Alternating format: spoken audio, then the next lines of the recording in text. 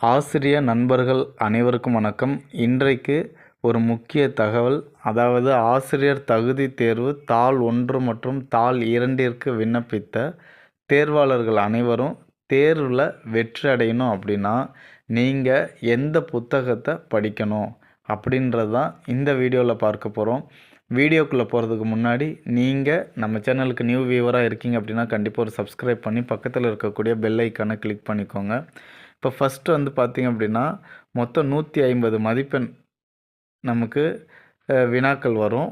So இந்த 150 மதிப்பெண்ணில் பொது பிரிவினராக இருக்கீங்க அப்படின்னா நம்ம வந்து 90 மதிப்பெண் எடுக்கணும். அதே மாதிரி எஸ்டியாக இருக்கும் அப்படின்னா எஸ்டி பிரிவினராக இருக்கும் அப்படின்னா நம்ம 60 மதிப்பெண் எடுத்தால் போதும். மீதி இருக்கக்கூடிய பிரிவினர் அனைவரும் 82 மதிப்பெண் எடுத்தால் போதும். ஸோ இந்த தேர்வை பொறுத்த வரைக்கும் நீங்கள் தேர்ச்சி அடைந்தாலே போதும். அதிக மதிப்பெண் எடுக்கணும்னு அவசியம் கிடையாது. ஸோ நீங்கள் ஒரு தடவை இந்த எக்ஸாமில் தேர்ச்சி அடைஞ்சிட்டிங்க அப்படின்னா ஸோ இந்த சர்டிஃபிகேட்டு, அதாவது டெட்டில் பாஸ் ஆன சர்டிஃபிகேட் வந்து லைஃப் டைம் சர்டிஃபிகேட்டு. ஸோ அதனால் ஒரு தடவை நம்ம செலக்ட் ஆகிட்டாவே போதும். திரும்ப திரும்ப இந்த எக்ஸாமை நம்ம எழுதணும்னு அவசியம் கிடையாது. ஓகேங்களா? இதை தெரிஞ்சுக்கோங்க. அடுத்தது வந்து பார்த்திங்க அப்படின்னா நம்ம எந்த புத்தகத்தை படிக்கணும் அப்படின்னு எல்லாருக்குள்ளேயும் ஒரு கேள்வி இருந்துக்கிட்டே இருக்கும். ஸோ இப்போ வந்து பார்த்திங்க அப்படின்னா 6 to 10ஆம் வகுப்பு தாள் 2 எழுதக்கூடிய போட்டியாளர்கள், அதாவது தேர்வாளர்கள் வந்து எந்த புத்தகத்தை படிக்கணும் அப்படின்னு பார்த்தீங்கன்னா 6லேருந்து 10ஆம் வகுப்பு சமச்சீர் புத்தகத்தை தான் நீங்கள் படிக்கணும். ஓகேங்களா? ஸோ இப்போ வந்து பார்த்திங்க அப்படின்னா நான் வந்து இங்கிலீஷ் மேஜர் அப்படின்னா நீங்கள் வந்து மேக்ஸும் சூஸ் பண்ணலாம், சோஷியல் சயின்ஸும் சூஸ் பண்ணலாம். ஓகேங்களா? 2 ஆப்ஷன் இருக்கும் தமிழ் இங்கிலீஷ் மேஜர் எடுக்கிறவங்க எல்லாருக்கும்.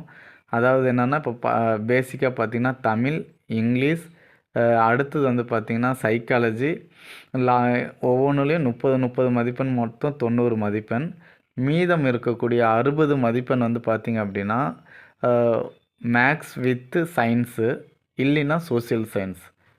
ஸோ இதில் நம்ம எதை சூஸ் பண்ணுறோமோ அதை பேஸ் பண்ணி 60 மதிப்பெண் கிடைக்கும். இப்போ நான் வந்து மேக்ஸ் மேஜராக இருக்கேன் அப்படின்னா நான் வந்து மேக்ஸ் மட்டும்தான் சூஸ் பண்ண முடியும். ஸோ அப்போ நான் மேக்ஸ் எழுதும் பொழுது மேக்ஸ் வித்து சயின்ஸு, மேக்ஸில் ஒரு 30 மதிப்பெண், அடுத்தது வந்து பார்த்திங்கன்னா சயின்ஸில் ஒரு 30 மதிப்பெண், 60, ஏற்கனவே சொன்ன அந்த 90 மதிப்பெண் காமனாக இருக்கக்கூடியது, மொத்தம் 150 மதிப்பெண் கேட்பாங்க. ஓகேங்களா? ஸோ இதுதான் ப்ரொசீஜர். ஸோ இதை பொறுத்த வரைக்கும் இப்போ நீங்கள் வந்து சமச்சீர் புத்தகத்தை ஃபஸ்ட்டு கலெக்ட் பண்ணுங்கள். கலெக்ட் பண்ணி ஒவ்வொரு புத்தகத்துலேயும் ஹிண்ட்ஸ் எடுத்து படிக்கணும். இதுதான் நம்முடைய வேலை. அதே மாதிரி தாள் 1 நீங்கள் எழுதுறீங்க அப்படின்னா கண்டிப்பாக என்ன பண்ணணும், 1ஆம் வகுப்புலேருந்து 8ஆம் வகுப்பு வரைக்கும் உள்ள சமச்சீர் புத்தகத்தை கலெக்ட் பண்ணி அதில் ஹிண்ட்ஸ் எடுத்து படித்தாலே நம்ம வந்து தேர்ச்சி அடைஞ்சிடலாம். அடுத்து உளவியலுக்கு நம்ம எந்த புத்தகத்தை படிக்கணும் அப்படின்றது கன்ஃபியூஷன் இருக்கும்.